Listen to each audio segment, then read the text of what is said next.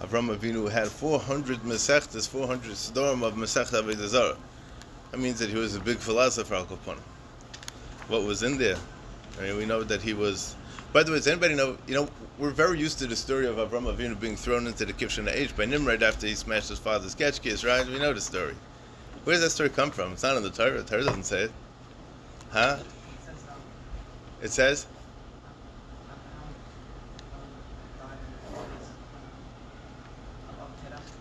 Yeah, but where does it say the story? Okay, so let's see the Rambam Hilchos Avodah Zarah. It's a medrash. It's not a portion of Psukim. There's something called the Oizus Midrashim, which is a collection of like the lost Midrashim, if you want to call it that. And there it goes in great detail in the whole story of Avram Avinu with the Kivshan Eish, amongst other interesting things as well. I mean, obviously there's a lot of questions over there, but fine. So let's see the Rambam Hilchos Avodah Zarah, Parak Aleph, Halach Aleph. Famous, the Rambam starts off, we may Enosh, in the days of Enosh. So who was Enosh? It was Adam. Adam had 3 sons, right? Cain and Hevel and Shes. Shes had a son named Enosh. Yeah, so he was the grandson of Adam the first. So Bimei Enosh, in the days of Enosh, Tov Bnei Adam Tov's Godel. They made a big mistake. B'nivaro atzas chachmei oise hador ve'enosh atzmei min hatoyim haya. And there was a mistake, a big mistake, and there was a great eitzah that the chachamim of that generation took on, and Enosh himself was from the people who made this mistake. V'zu haisa te'usam, and this was the mistake that they made. Amru, they said, Hoil ve'alekim bar kechavim, elu v'galgalim l'hanagas ha'olam v'nasnum b'amorim.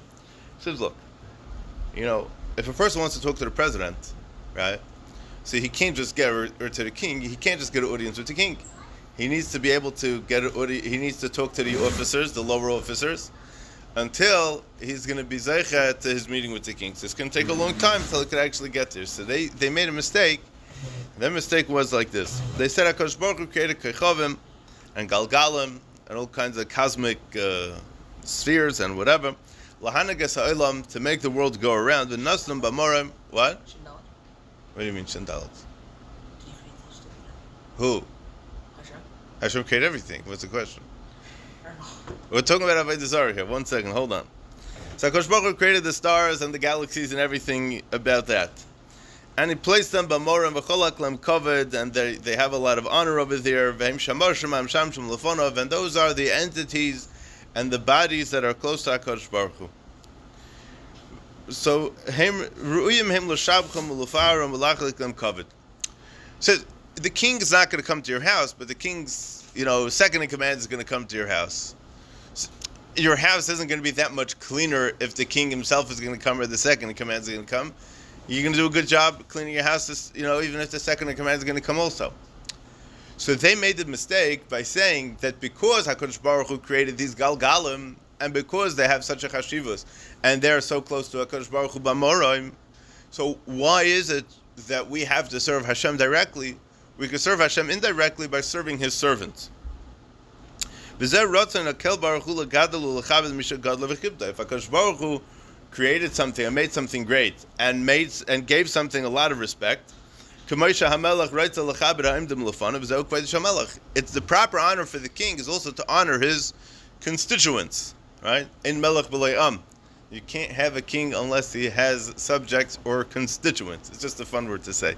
But anyways, the point is that HaKadosh Baruch Hu created all these, I don't want to say heavenly hosts, but in a certain sense, yeah. And they were worshiping the heavenly hosts because just like the king would like for you to respect his officers and his the high people in the hierarchy, he wants you to respect them also. So why is it wrong that we should give cover to these beings and to these bodies? But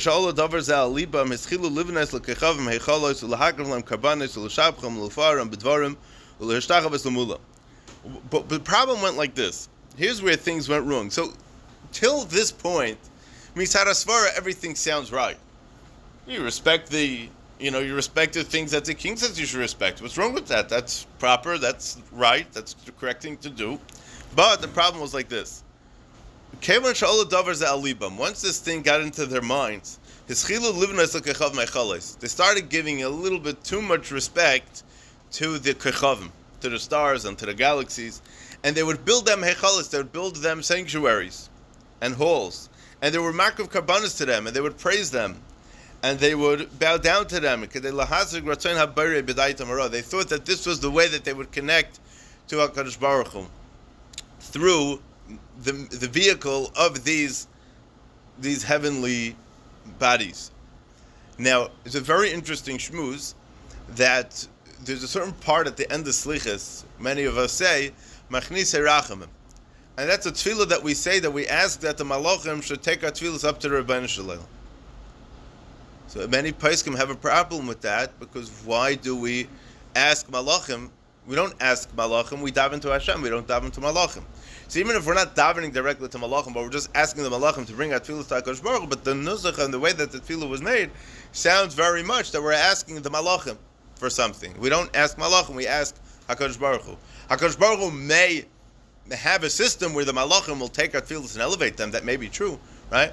But there's Grada Rashi and Sanhedrin that's mashma that it would be okay to say this kind of tefillah, Rashi and Memalef. There's big Rashi over there. But it's a shmuz not for now, but this is an interesting thing. The problem with that is because we're not going directly to HaKadosh Baruch Hu, we're going through the medium of Malachim. And it's very interesting that mediums in Yiddishkeit don't really exist. I mean, we're not pro them. You know, Moshe Rabbeinu brought the Torah down from HaKadosh Baruch Hu, but nobody ever looked at Moshe Rabbeinu as a god. He was a godly person. He was still a person. He was a godly figure. And he was the highest level of a Navi and had the strongest type of Rachai Kodesh and Hashras HaShechina that ever existed. But he was only the middleman that was like a shliach, so to speak, from HaKadosh Baruch Hu, right? You know, if you pay attention to the Haggadah Shel Pesach, doesn't mention Moshe Rabbeinu's name in the entire thing besides the ones. V'aminu b'Hashem of Moshe Avda. They believed in Hashem and Moshe, his servant. So the whole time we know that HaKadosh Baruch Hu is the one that's doing everything, and that even Moshe Rabbeinu is an Evet to Hashem. Yeah. Who wrote the Haggadah? Not me. It's not clear, but Pashtas, it was written in the times of the Tanoim, because the Gemara has big halakim of it. Some attribute it to Eliyahu Navi, and it's a very big discussion. It's a very interesting topic. Maybe Mitzvah Shem will talk about that. Every time I say maybe Mitzvah Shem we're going to talk about that, you have to write it down, and then at the end of the summer, you give me a list of all the shurim, and then we'll go through each one. We'll knock them out, you know? Mitzvah Shem. Will help him. Okay. So the problem was that they were bowing down and worshiping these shluchim shel hamakayim, the koichavim. By the way, that's why they're called avodas koichavim, because the original Ovdei Avodah Zarah would bow down to the stars, right? You think he like told them something? What? You think he like gave them like powers? I mean, the only reason why they would do it is because he gave them powers. Yeah. So what were they? So there was understanding then, and there's still a little bit of an understanding like this today, that different stars and different planets and different things in the galaxies have different powers, right? I'm saying, like, what were they? Oh, I don't know. I mean, you could look. I mean, it does talk about it. It's very interesting because there's a whole sugya, and there's a whole chelik in Torah that most people are not familiar with. It's called the mazalos, and it's very interesting. Akum, by the way, stands for avodas koichavim umazalos, right?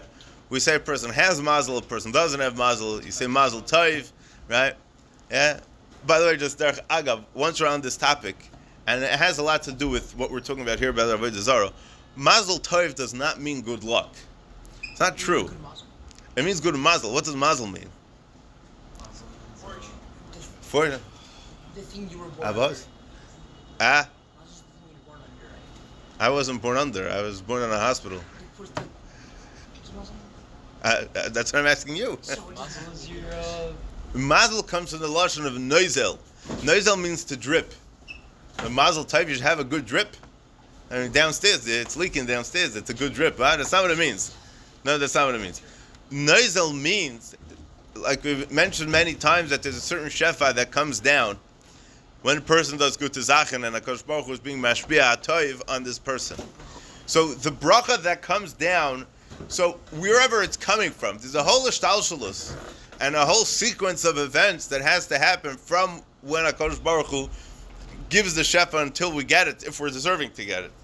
You know, the pasuk says at the end of Sefer Dvarim that HaKadosh Baruch Hu is going to give you all the brachas ha'elev v'hisigucha, and then you should grab them, and the brachas will reach you. Because a lot of times HaKadosh Baruch Hu can give you a bracha, but it's not going to reach you. It'll be floating around, and then only at a specific time, or maybe even not, the person won't be able to get the shefa properly. So Recham HaKosh mentions this over there. But the point is like this, that noizel means that it's dripping down. So mazel, as much as you think that mazel is just luck, and it's just coincidence, and it just so happens to be, it's the exact opposite of that. Mazel means that, like you were saying, your person was born under that specific mazel. If a person is born at a certain mazel, the Gemara Shabbos goes through all the different mazolos. If a person is born on the specific ones, whether it's the time of the month, whether it's the time of the week, whether it's the time of the day, and probably have to take all of them into consideration. And there was a very, very specific hashpah that this person is going to be getting min hashamayim. So mazel means something very specific. So when you vinge somebody on, when you wish somebody well, you tell them mazel tov, you should have good luck. It doesn't mean you should have good luck. It means that HaKadosh Baruch Hu should be mashpia more taiva onto you with hashgacha pratis. It means through hashgacha pratis. It doesn't mean by coincidence. There's no such thing as coincidence. It's getting shazazach. Okay, enough darshaning. This was the ikra of avodas kechavim, was to serve these entities. And they would make hechalos for them, they were makam karbanos to them, and there was a force to it, like you're saying. The Ramban is marich exactly, the different kinds of forces that, what they believed in over here. And what did the worshippers say? What was it all about? What was the Teichen Advarim? We're not saying that we don't believe in God. We believe in this Keichav. Not that this is no God, but this Keichav, this star also has a givis of power. This is what Yirmiyahu Navi says, Milo Yirach, HaMelech HaGoyim ki l'chaya asa, ki b'chol chachmei HaGoyim u'b'chol malchusa me'en kamoicha. U'ba'achas yivaru v'yichselu musar havolim etzu. This is what Yirmiyahu Navi says. Milo Yirach, HaMelech HaGoyim, won't you be afraid of him? Ki l'chaya asa, he's meant for you. Ki b'chol chachmei HaGoyim. And all the wise people of the Goyim, b'chol malchusam, and in all their kingdoms, me'en kamoicha, there's nobody like you. Uba'achas yivaru, and with one of them he can destroy v'yichaslu musra havolim etzu, and he'll show you the foolishness of thinking that these things are godly entities. Everybody believed, even the Goyim believed that Hashem was one. So what was the mistake? The mistake was the mistake and their foolishness was they believed that this is what HaKadosh Baruch Hu wanted. So let's take a minute to think about what was happening at this time. Remember, the Torah was not given yet, right? Adam Arishan knew what to do, right? He was in Gan Eden. That means that he couldn't do anything wrong. He did, but whatever. We spoke about that. It's interesting to see, because from Adam's children, it was Cain and Hevel, we know what happened to them, and Sheis. Sheis was called so, Shemimenu Hushtas Kol Ha'olam. The entire world was created through Sheis. We're all descendants, all humanity descends from Sheis, because Cain and Hevel got destroyed, there no more descendants of Cain and Hevel. We know that's from the Psukim. They all got destroyed, we know that, as a state in Pasuk. Yeah? After 7 generations, there was no more. No. Shivasayim Yukam Kayim. He died after 7 generations, not that his whole. But look in the Psukim, look at him before from learn it. There was, by the time the Mabul came around, there was no more descendants of Cain left. Maybe Noach's sons' wives. That's a question. Look in the Psukim and look at this. The entire humanity comes from Noach's Sheis. sons' wives. Noach's wife. Noach's sons' wives also. Yeah? Okay, it's Kenzai. Okay. Anyways, so there was no Torah. So the way it worked the way Avodas Hashem worked in those days, yeah? Rabbi Chaim Volozhin talks about this amongst many others. What was the Avodah? What was the Avodah of the people? What did the Avos do? How did they come to this realization? So, it's stated that Avraham Avinu understood this on his own, and that's what the Rambam is going to talk about next. But whatever a person felt like, that this is an avodah that's going to bring me closer to HaKadosh Baruch Hu, that's what I'm going to do. Yeah, Torah, against the Torah, with the Torah, there was no Torah. So whatever you felt or you knew. Now there was a Messiah that was passed down from the tzaddikim through the generations till the Torah was given, that what to do, what the right mahalach is in Avodas Hashem. It wasn't popular because it wasn't written. I don't know how popular it was. Was it spread out throughout the whole world? And it doesn't sound like it, as Rambam's going to explain, right? But what was the avodah in those days? Yes, we're going to get there. What? How did it get passed on by doing the Dara Fluga? No, the Dara Fluga wasn't the entire humanity. It was a group of people. A group of people is almost the whole entire world. If they can make 70 different languages between, and it wasn't 70 people. It wasn't 70 people. No, of course not. Hundreds of people. But the point is that after the Dar HaFloga, that's when things got much more spread out, and everything was much less contained, right? So that's when things changed. Let's see the Rambam, because Rambam is going to discuss. Halacha beis. Va'achash archu hayamim. After time went by, amdu b'bnei adam nevi'ei sheker. All kinds of false prophets got up. Va'amru she'akel tziva. This is what Hashem commanded. Va'amr lahem ivdu keichav ploini akala keichavim. Says the worship divina. By the way, what are the names of all the planets? By the way, they're all named after Avodah Zarah. The names of the months too. That's the Ramban and Parshas Bo. Not gonna get into that now. How do you worship months? You don't worship months. The months are nikra al shem Avodah Zarah. The names of Avodah Zarah? Yeah. Not only are the non-Jewish months named after Avodah Zarah, the Jewish months also. Julius, July. Yeah. What's Tammuz? You know what Tammuz is? The person was named after Avodah Zarah. What is Tammuz? Tammuz Avodah Zarah. The names of the months that we have are not from the Torah. They were Shema Sha'alu Imahem Mibavel. They're all names that they took from Bavel with them. They're Babylonian names. It's not Lashon Kodesh. Tammuz was the name of a certain Avodah Zarah that they had a mahalach, if I remember correctly, that the pasuk says Shahim Avakim es HaTammuz. They would cry about the Tammuz. The Tammuz was a kind of idol. There was a statue, and the eyes, like the inside of the statue, was empty, and they would pour stuff in, and they would make like silver, and they would light a fire underneath, and the metal would melt out of its eyes, and it would make it look like it was crying. That's what it means when the pasuk says Shahim Avakim es HaTammuz. So it's not so. I look at the Ramban. Cheshvan means bitter. You telling me that's the idol? Cheshvan doesn't mean bitter. Mar Cheshvan. Mar Cheshvan. We add that, but look in the Ramban and Achar Tzalchem. Yeah. Like we make all these gemachos and stuff with the months, like I know the with Odili, if that's named after an Avodah Zarah. Yeah. So I'm going to answer you, but kids, I can't get into the whole shmuz of the Ramban. It's the Ramban. The Ramban asked this question, and the point is that we can look at it like this: that once Klal Yisrael took it, we were mekadosh it. So once Klal Yisrael has it, then we could. 1 second. Do you say Chodesh Hashvi or you say Tishrei? Saying Tishrei is not a Jewish word.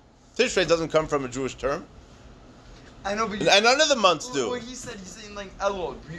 These people come along and say, "Oh, so Elul again, stands for this. Elul stands for that. Elul stands for this." Like what he said, I want to go weiter in the Rambam here. Just look at the Ramban and Achar Tzalchem. You have homework, yeah? All right, it's never gonna happen. So okay, so we'll have to get circle back to that. Okay. So the Achash Archu Hayamim Amdu b'Bnei Adam Nevi'ei Sheker v'Amru Shakel Tziva v'Amru Lahem Ivdu Keichav Ploini Akala Keichavim v'Yakrivu They were makver karbonos v'Noschulei. They were poured nusachim to it kach v'kach ubanu leheichal, and they built them some kind of sanctuary v'asu tzurasai, and they would make the formation and the picture of it. Kedei l'shtachavos like kalam v'anashim v'aktanim v'shara me'aretz, and all the people of the nation, the men, women, and children, and all the other people to follow after this idea, this ideology, to bow down to this entity, to be makriv karbonos to it. Okay. And what were these tzuris? What was the formation? Stam, some foolish, made-up picture. And the Navi Sheker would get up and he would say, I had this formation of, a 14-legged cat, and that's wearing a crown and a tie, and that's the picture that's the tzura that we're gonna worship to. And no, I made it up because they also made it up, and that's what they did. and they would worship to it because as it gesagt der Navi. A Navi was a Navi Sheker. It's given a Navi Emes. It's given a Navi that had a vote from a Kodesh Baruch Hu. It was a Mishagoyim. So the Zach like this. The way anybody starts anything, whether a religion, whether a cult, there's a mahalach that this person is a very effective leader, a very charismatic leader, and makes it very there's he's going to solve all your problems, and he's going to give you forgiveness. And any religion, any cult, any kind of these kind of things, they all have they all preach with some kind of benefits that you're going to get by joining them, right? They're not going to say if you join us you're going to get killed, because then nobody's going to come, right? If you join us, we're going to get the devil. I don't know, right? We're going to be able to uproot all the bad in the entire world, right? So when there's no bad in the world, there's always that in all the religions and in all the cults befrat, there's always like an end. Meaning what's going to happen in the end is we're going to get to the point where it's going to be the utopia, as they call it, right? And there's going to be no more evil, and it's going to be a perfect world. And everyone's going to live happily ever after. And the reason why we're joining is to be able to get to that tachlis. It's all shaka v'chasav. It's all striyot. Yeah? Yeah, but he has to have some sort of proof. He has to be able to do something that people would think, be like, okay, fine, prove me that you're right. Okay, fine. So who said he didn't? The guy wakes up one day and he's like, oh, you know what? All fish eventually are going to carry us to Mars. Right. And then all your problems are going to be solved. No one's going to believe that. Right, but there's many different powers or something that's going to make him believe. So either he'll have some sort of powers, or he knows how to indoctrinate them very well, which was I'm saying, what powers did they have? It's Slavdavka powers. He just had to convince them, and many people are willing to buy. Most people of the world will buy into. That's so stupid. That's not true. This is the mitzias of the world. You're arguing. This is the mitzias of the world. Is most people will buy you just about will buy into anything that you sell them. Just about anything. I could sit here all day telling you all kinds of things that people put into that were complete garbage and shtuyot. Mormonism. It could be anything. I'm not even talking about real religions or real beliefs in anything. All kinds of shtuyot. Yeah.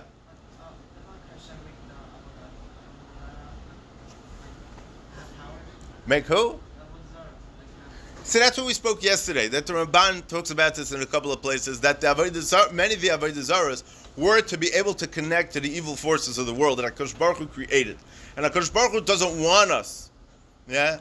Yes. Otherwise, there's no reason why they would serve it. It doesn't make sense. They have novice in there. It makes sense. You didn't hear what the Rambam said. You didn't finish hearing what the Rambam said. Let me just tell you what the Rishonim explain. Yeah?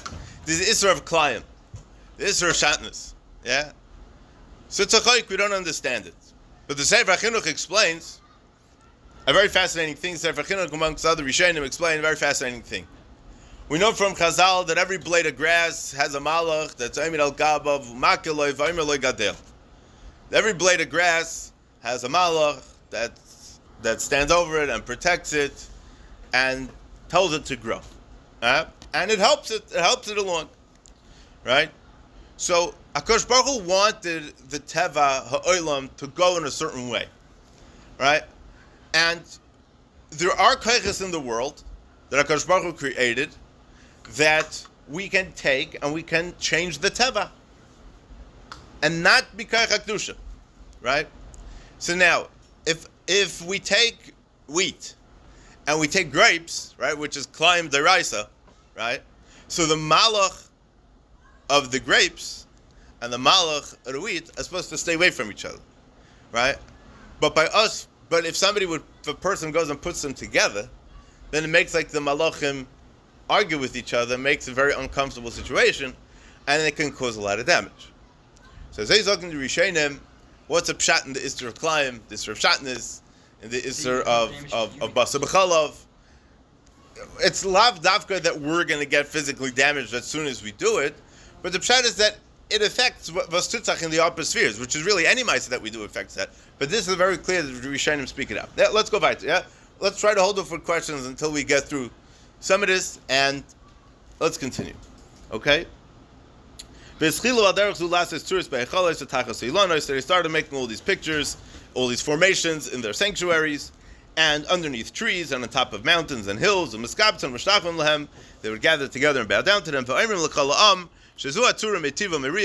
and they were convinced, maybe through proofs, maybe not, but for whatever the cheshbon was, how these people got it into the other people's heads, that this tzura, will do if you worship this on Mondays, so then it'll bring you good luck, and you'll be matzliach in your business. If you don't worship it on Tuesdays, a fish is going to come out of the ocean and bite your left toe when you're sleeping, right? V'roi lo'ivda, and it's the proper thing to do would be to serve it this way. V'liyirim mimenu, and to fear it, meaning to respect it. But kohaneim oimrim lahem, and the priests of these avodah zaros, oimrim lahem sheba'avodah zu tirbu v'tatzlichu v'asu kach v'kach v'al tasu kach v'kach. They would start telling them, this is good to do for you, and this at that time is another good thing to do, good for you. And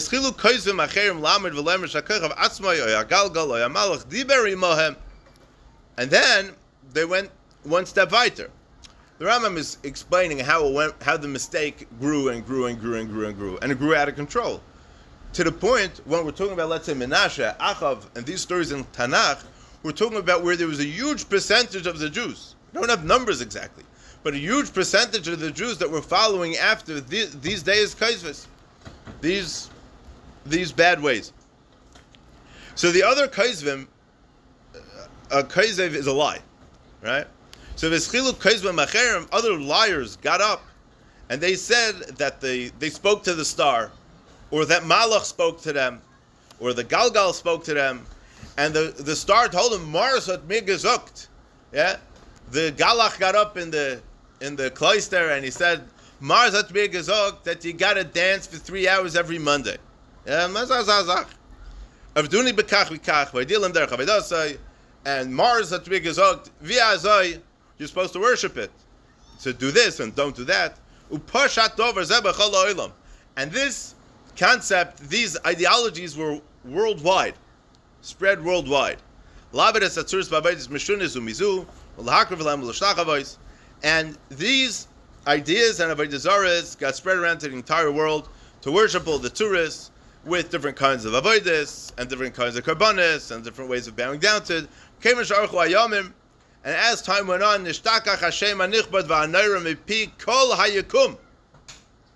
after time went by, the Shem of Hashem, hanichbad v'hanoira, was forgotten from everybody, from the entire humanity. Umidaitam. And it totally lost, it was out of their minds. They maybe were also out of their minds, but the concept of HaKadosh Baruch Hu was not in their minds b'chlal. V'lo yikiru, they didn't recognize him. V'nimtzu kol ha'ma'oret v'anosh v'aktanim eidem yoidem ela atzur shala'etz shala'evan. The only thing that they knew was how to worship the stones and how to worship the woods. The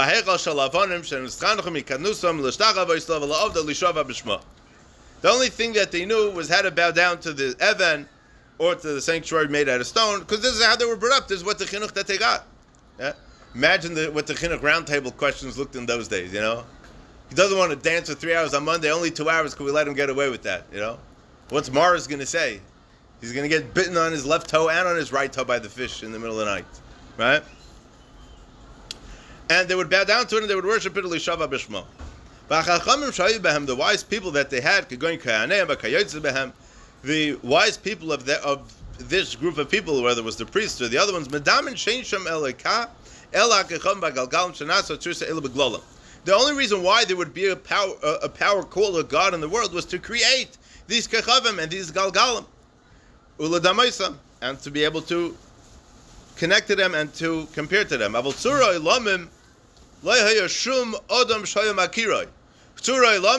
HaKadosh Baruch Hu. Nobody knew what that was. Say, Hashem? Mi Hashem asher eshma b'koilei, zok Paroi. Who's Hashem that we should listen to him? We didn't know who's Hashem.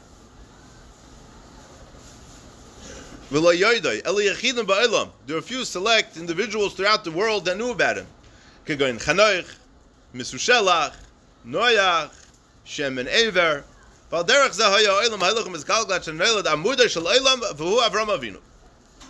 is how the world went and went and went until the world was just going, coasting along, as they say. How does it make sense the world stood up for so long? But I'll answer you that with the Gemara.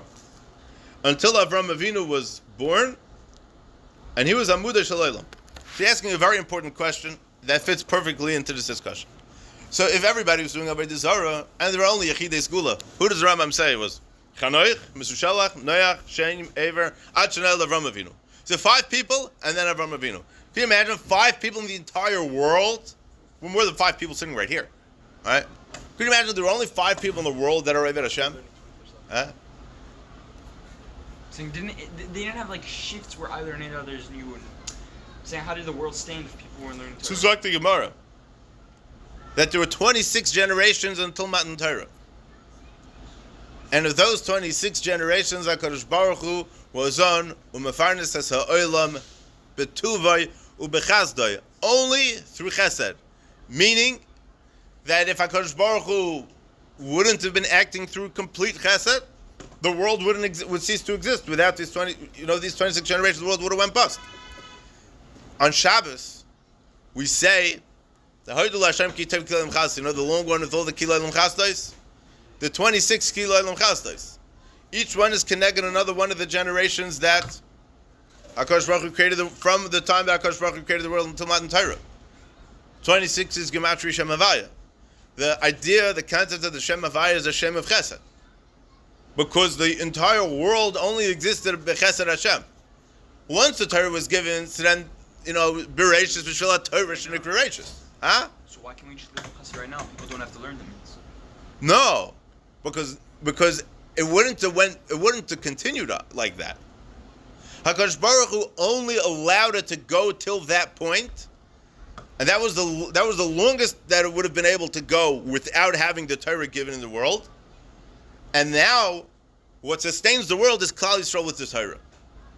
But I'm saying, as long as the Torah, you could just not learn at all. It's Chesed. What do you mean? No, but the Anhaga. No, the Gemara says that the Anhaga of the world changed. Saying the reason why it didn't was because people they didn't have the Torah yet, so therefore they were able to Chesed. They weren't living with their Chesed. They were living with the Chesed Hamokim, the Chesed that HaKadosh Baruch Hu. Look in Pesachim Kufyud Ches, Kufyud Tes, big blot Gemara over there. The Gemara goes through this whole shmuz that I just told you about the 26 generations. Okay, weiter. Valderech Zahaya Olam Heilichem is Galgal at Chanel and Mudah Shalel Avram Avinu. Halacha Gimel. Kevan Shenigmal Eson Zeh. Once this strong one grew up, Hiskil Shaitet Bedarta. He started wondering. Ukatan, he was a young lad. Hiskil Achshev Bayom Uvalayla. His mind was storming day and night. Vayatamea. He was always wondering. How is this Galgal? How is this galaxy always moving? How is this always happening? Driverless cars, right? It's some guys remote controlling it from some control tower 100 miles away, right? The sun and the moon, who's leading it? Who's making it? Who's making the Galgala move? Who's making the world spin? Who's making things happen? Who's making it turn? The sun and the moon won't be able to be moving on their own. He didn't have a teacher. There's nobody to notify him about anything. He was stuck in Orkastim between the Avdei Kechavim, the foolish people, with his mom and his dad. Terach. Who knows what Avram Avinu's mother's name was? Anybody? Yeah, I think it was like Sanuka. Oh, no, close. It's an interesting name. It's not mentioned in the Psukim anywhere. It's a Gemara Baba Basra at the end of the 6th parak. Huh? Who was Avram Avinu's mom? What was her name? Terach, we know, was the dad. He was the Avodah Zarah man. He had a Avodah Zarah store. Amaslai Bas Karnavoy. That was Avram Avinu's mother's name. And Haman's mother's name was Amaslai Bas Orvisi. Same Gemara. Okay? She is Tzaddikus? Who? Haman's mother? No. Doesn't sound like it. Does not sound like it. So what happened? This is going to shock you out of your das. Avram Avinu was doing with his parents what the entire Orkastim was doing. And he was worshiping with them. But it was... What? It's normal before you knew. Yeah. You didn't know there was obviously. But it was bothering him. It didn't make sense to him. Why? what are we doing? He was trying to understand. What are we doing? Yeah. I had a story. A very close friend of mine came over to me once, and he says, "Listen, I have a very I have a question that's on my mind that's really bothering me." He says, Sukkot, we do something very, very strange. Yeah. What do? We take these fruits and a branch and with hadasim and taravis, and we hold them and we jump up and down with them and we shake them this way, we shake them that way. We run around the shul with them. We mishugoyim. What's branches? What's fruits? Mit dancing, mit what? Imagine a guy comes into shul, Shana Rabbah. He says, "These guys these are aliens. These are guys from what kind of planet are these people on? We don't know if they're people." So I said, "Let me ask you a question." I said, "Matzah, you understand why we eat?" He said, "Avada." So why? Matzah zu al shumma, steht die Gemara, steht in the Gott shal Pesach. Because there's like his big batzeikim the thing, so we eat matzah. Makes a lot of sense. I said, "Dude, listen up. Why do you know about matzah? Because I state in Chazal why we eat matzah. I tell you a little secret. Chazal tell us why we do a little v'nesrog also. Yeah, it looks mudna. I'm not saying, Country Essie has a song of all the mitzvahs to, how mudna we look at all the mitzvahs. It's not so darachar, it's klapet and mitzvahs. Yeah, but it's something to think about. We're so used to doing it. It's mitzvahs hanashim ulumada. We don't even think twice about it. Maybe it's a good thing, maybe it's not. Do we ever think about why we're doing something? When was the last time we thought about why we wear a yarmulke? When was the last time we thought about why I put my right shoe on first? Every single thing that we do in Yiddishkeit, there's reasons for it. There's reasons that we could understand. And then there's many reasons of the time and mitzvahs that we're not going to understand. And nobody will understand. Not everything is meant for us to understand, but a little bit we could try to make some sense out of it. It's very difficult to do things when we have no idea why we're doing it. That's a Chassidish guy. Why he does kacha, why he davens like that. I said the Rebbe gezogt. I said the Rebbe getan. This is what the Rebbe did. So the reason why we do mitzvahs is not because we understand them. If we do mitzvahs only because we understand, the 613 would be limited to like 3, right? Seen the story where this the rabbi of the shul was like too tall, so every time he passed during the sacred Torah, he would duck. Yes, that everybody would do that too. Avada. Well, let me point something out to you. A very fascinating Gemara Kedushin. Yeah, we all know the story of Damar ben Nesina, the guy Echad ba'Ashkelon, that he was praised tremendously for his kibbud av. Why? Because his father was sleeping. The Chachamim needed a certain stone for the Chayshen or for the ephod, and they knew that he had it, and they wanted to buy it from him for whatever it was. So the Chachamim come, they knock on his door, and Damar ben Nesina answers the door, and they said, "Efo Abba, was your dad?" He says, "Daddy's sleeping. I don't want to wake him up." Yeah? I ask you a question. Yeah. Somebody knocks on the door and offers your father a $10 million deal. Hey, my father's sleeping, daddy's sleeping, not waking him up. You fool, you shaita, you nar. Yeah. He doesn't trust you for a reason. Good. So, the father's sleeping, he doesn't want to wake him up. So, Derech Agav, Rav Moshe, in Dibros Moshe, Rav Moshe Feinstein writes, he says, before in the Gemara, that the mother was very not beseder. Damar ben Nesina's mother was crazy. He was sitting there, he was a politician, he was a chashuv person in Rome.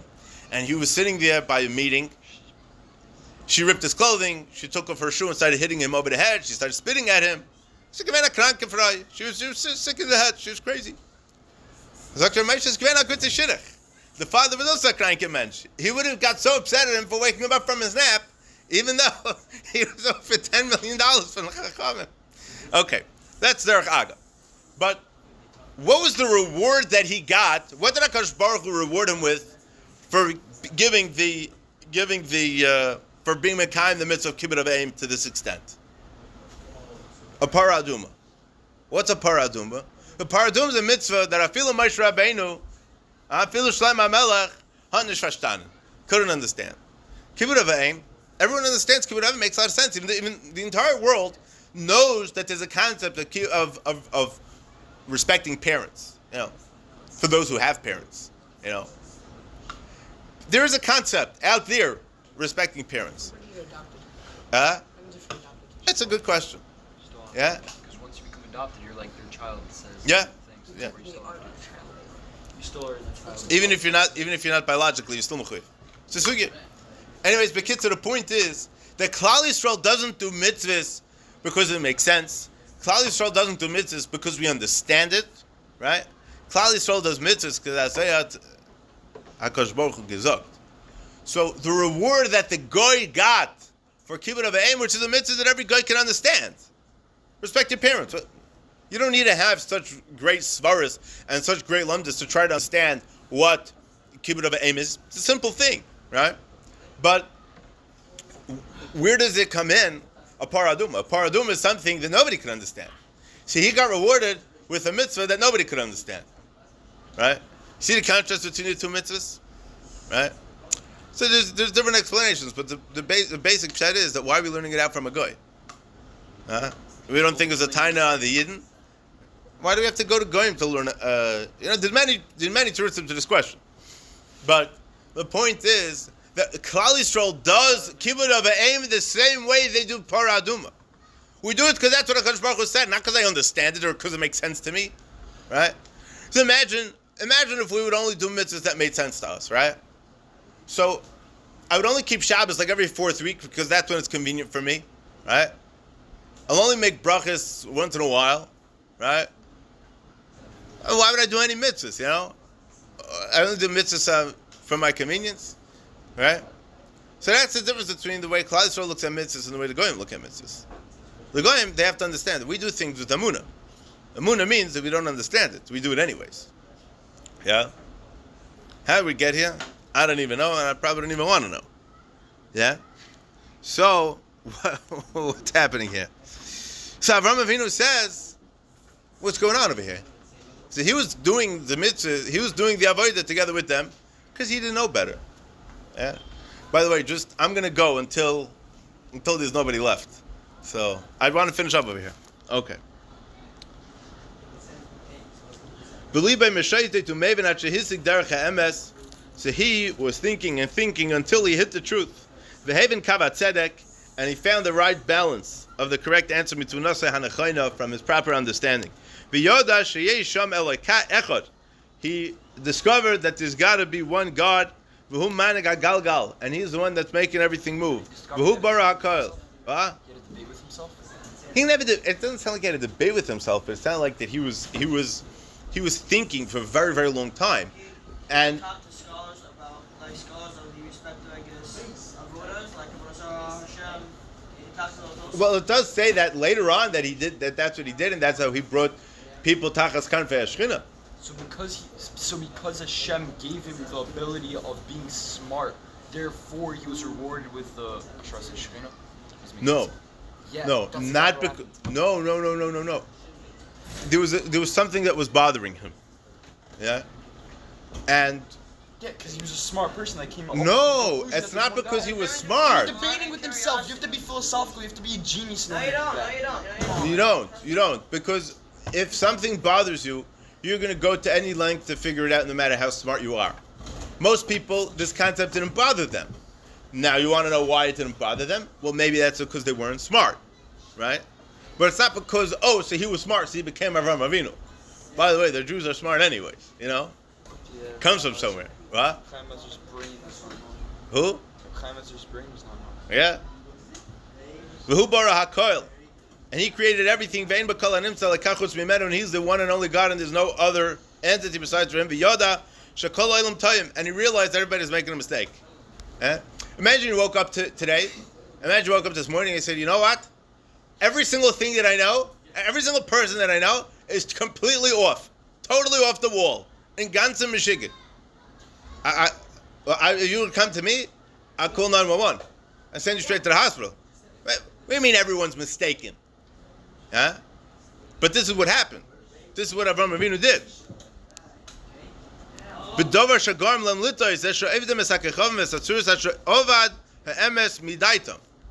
He figured out the Ishtalshalos HaDvarim and the sequence of events of what led them to this point of why they were no longer serving Hashem and they were serving Avodah Zarah, Avodas Kechavim. He guessed it, or he? No! He He figured out what the cheshbon was. How? What the Rambam just explained. You're saying of the Mappa and everything? No. If he had to know specifics from somewhere, like he had to study Yeshiva Shem Ever for okay, no, there's a God. Now, how to serve him? He has to go to Yeshiva Shem Ever. So there's different days in Chazal. Is right. How did he know if that was right? Well, because they were the only ones that were practicing monotheism, and that's what everyone thought. He said there was one God. Monotheism is saying that there's one God. Okay, but other people also believe that there's one God. So again, the mistake. Let's just clarify. Let's just clarify one point that the Rambam said. The Rambam said that it's not that they didn't believe in one God. They believed in one God, but what they forgot was they forgot about that one God. Meaning, they were worshiping Kechavim and Mazalos. They were. He guessed it. He guessed what happened to all the people. He didn't. He figured it out. He didn't guess it.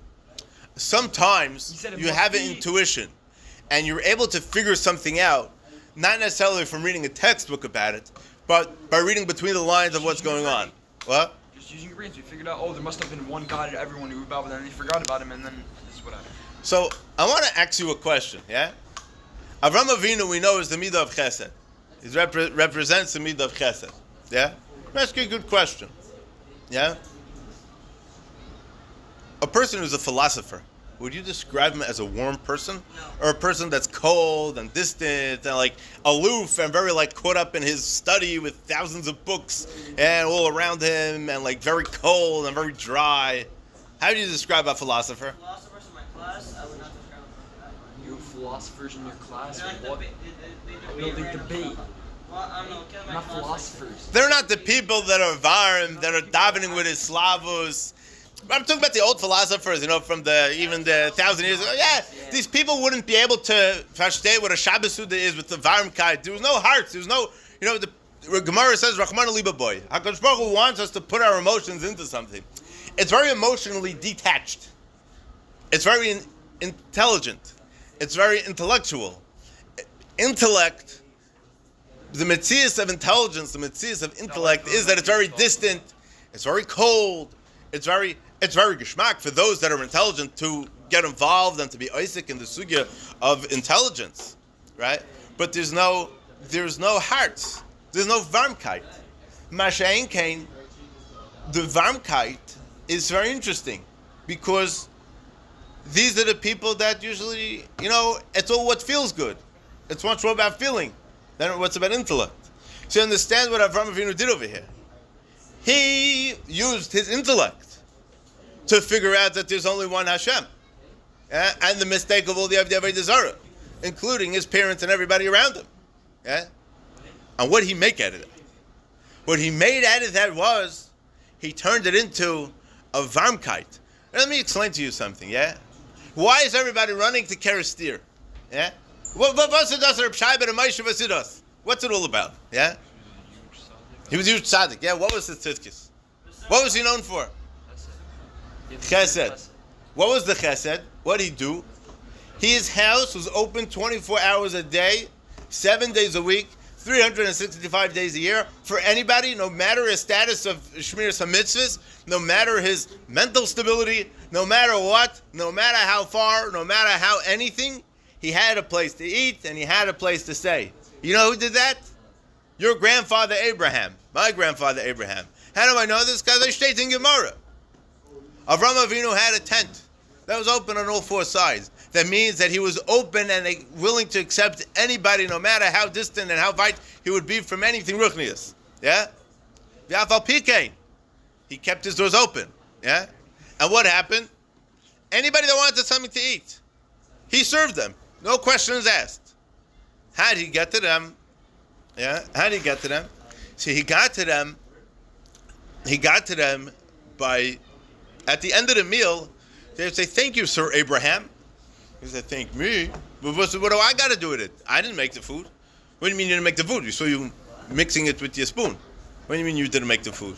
He said, No, it wasn't me. You ate from HaKadosh Baruch Hu's food. HaKadosh Baruch Hu, who's that? The guy next door? No, HaKadosh Baruch Hu's not a guy, and he's not next door. HaKadosh Baruch Hu. And he started telling them all about HaKadosh Baruch Hu. And then they said, "Oh, maybe this guy has a point." and they listen to him, because the pathway to a person's mind is through his heart, through his stomach. So first you got to give him cholent, then you got to give him kugel and herring and a 14.5 course meal, and then the guy is willing to listen to you. He's in good spirits. He feels better about himself. He's going to almost feel good about you. And then he can think about the Rebbeinu Shalom. Then there's room in his head to think about the Rebbeinu Shalom. He's not so bitter. He's not so uptight. Smart the way he did it. It's beautiful the way he did it. Shkein kashanish. Now you want to know why people go to Kara stairs for this exact reason. That's it. All right. We'll stop over here. Mr. Shem, we continue tomorrow. I want to finish up the Rambam.